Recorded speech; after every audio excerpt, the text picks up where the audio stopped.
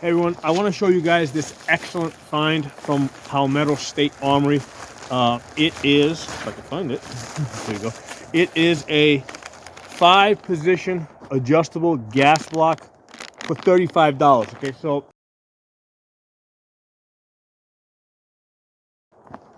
I was actually searching around for a while. I was like all over Optics Planet, and it seemed like they did have some adjustable gas blocks that were like that in that like $35 range, but they weren't very adjustable. They had ones that were more adjustable, but they were like $80. Okay, so finally I went over to Palmetto and I found this one. Now I've had a lot of a very good experience with the Palmetto gas blocks. I've got 2 of them in my AR-10s, and I also have one in my in 11.5-inch Palmetto that I installed just a few weeks ago. I did a video on that, and what I found is that the adjustable gas block, in addition to basically softening up the recoil, right? When you tune it down, it also reduces the noise, because what's happening is when you gas it down, it delays the bolt moving back, which means more, because the bolt is closed like a split second longer, more of the noise goes out the front end. Now, the ones that I have on my Gen 3 AR-10 and the and also on my 11.5-inch 5.56 are the 3-position. Okay, so the 3-position gives you like a total of like 15 to 17 clicks. It's really 15 clicks, even though they say 17 clicks. So this one over here is the 5-position. So the 5-position gives you 26 clicks. So the AR-10 Gen 2, all right, that had the 5-position. For some, like, I didn't understand why, but for some reason in the Gen 3 they went to the 3-position.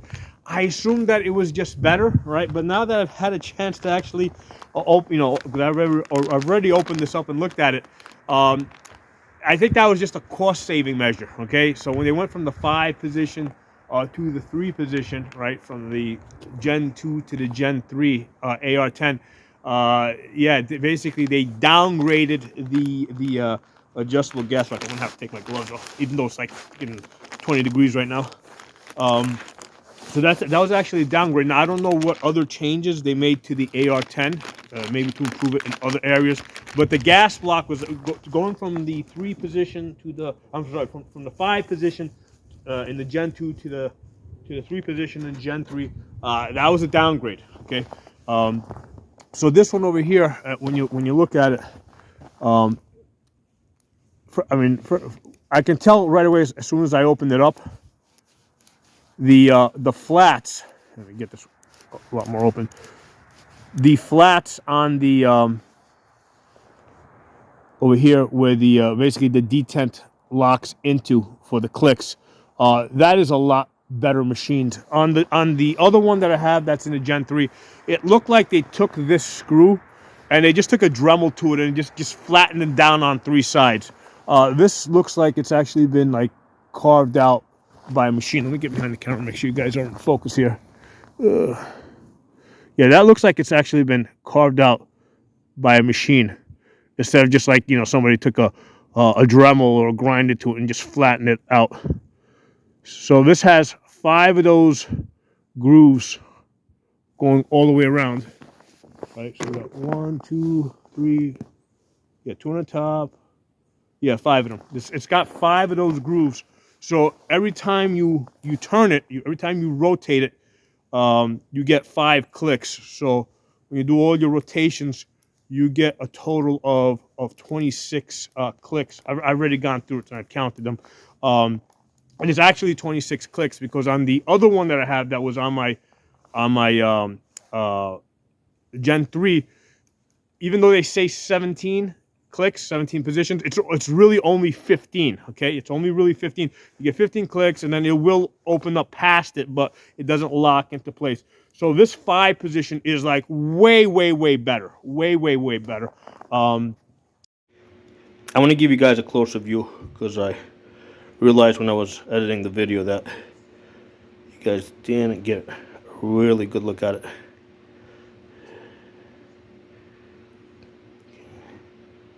So that's where your roll pin is going to go through to hold your gas tube in place. You can see the 5 flats of the adjustment screw, how nicely like machined they are, instead of somebody just like running a Dremel across it.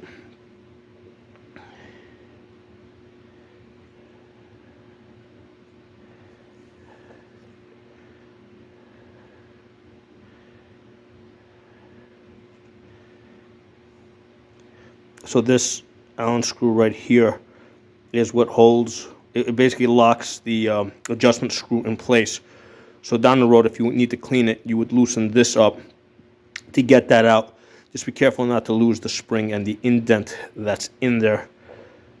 I'm not sure what this is in the back, because it looks like they got like another hole to put an Allen screw in there. But that, you know, this might be a holdover from an earlier design, because I can see that it's threaded.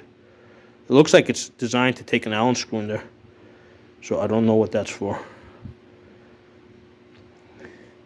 So this is tight enough that I had to actually use a 3/32 Allen screw, Allen key, in order to loosen this up. You can't just like rotate this with your fingers.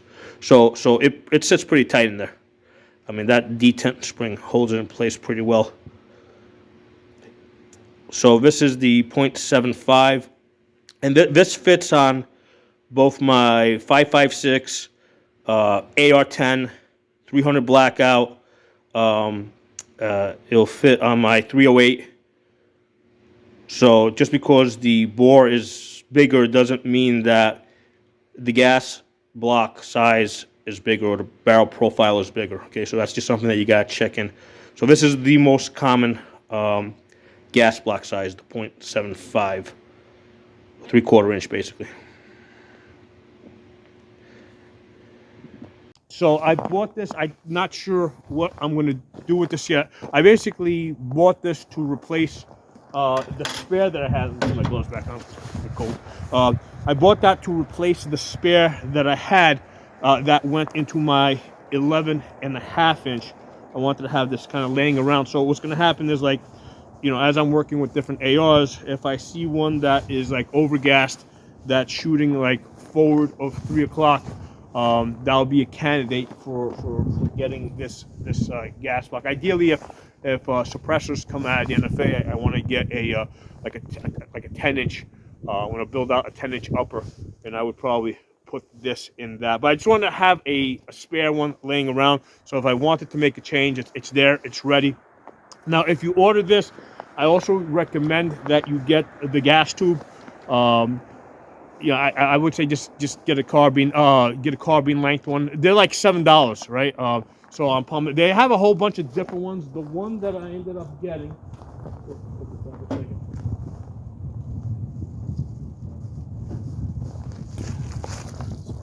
That's the.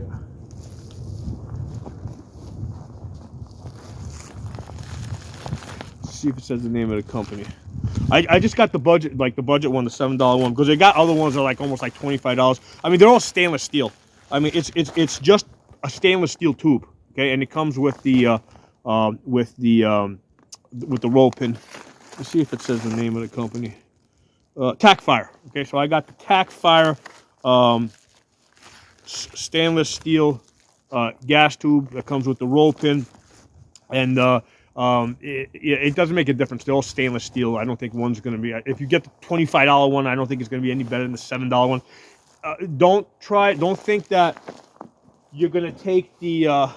Don't plan, I should say, on taking the gas tube off of the old gas block, because when I went to do that, what I found is after I removed the roll pin, the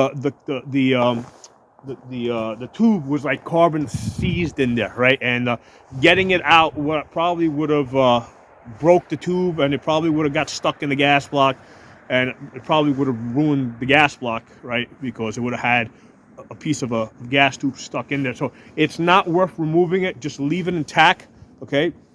I just put the roll pin back in. And I said, fine, you're going to stay like this. You're going to stay like this. I mean, it's only $7. Get yourself another a brand new gas tube.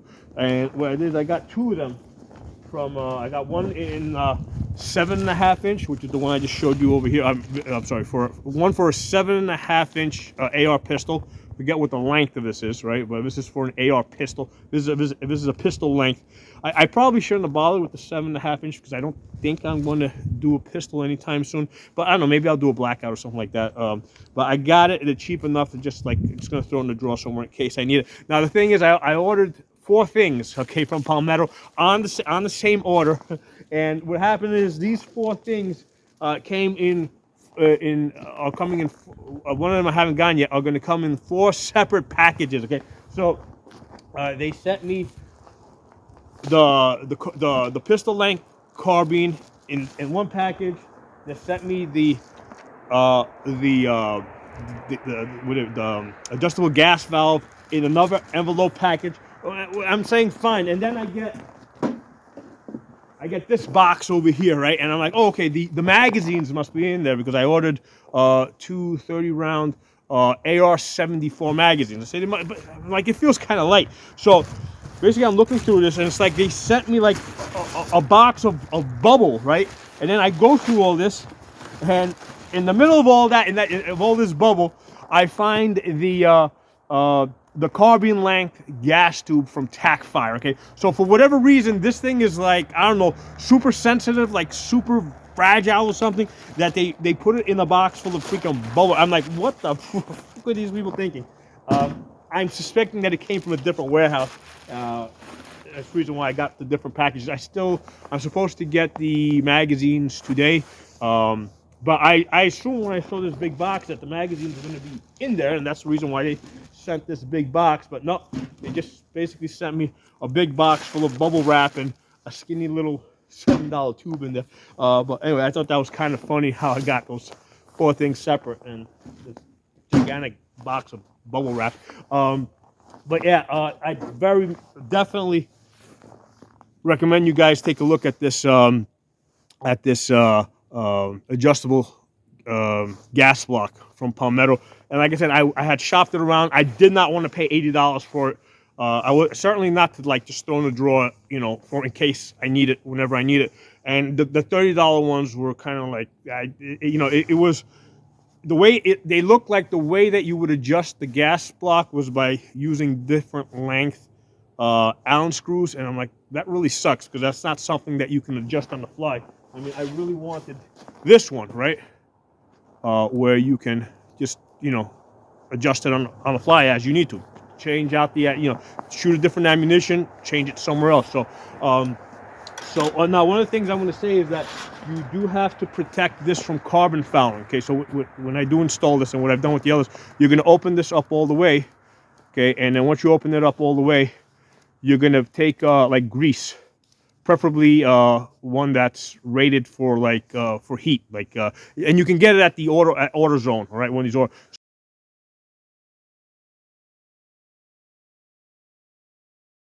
So you're gonna put lube here to keep this from seizing up, okay?